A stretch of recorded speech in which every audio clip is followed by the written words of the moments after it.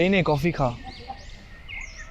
এখন তো আর শুনবি না, বিকেল 5টা বাজলেই তো তোর মনের ঘন্টা বেজে ওঠে। আচ্ছা, আমি না একটা ব্যাপারে কোনোভাবেই বুঝতেছি না, কেমন দেখছস তুই এই মেয়ের মধ্যে? দেখ ভাই, এটাই ফিলিংস। ফিলিংস কি আর বলে কেউ আসে? যে আসার তা তো আসবেই। আরে বন্ধু আমার, নিজের ফিলিংসটা অন্তত তাকে খুলে বলতে হবে। তুই যদি নিজের ফিলিংসটা তাকে খুলে না বলিস, সে কি করে বুঝবে তাকে তুই কতটা ভালোবাসিস? বলবো বলবো। ওই দেখ তো সুহাসিনী চলে এসছে। যা, এবার অন্তত মনের কথাটা খুলে বল।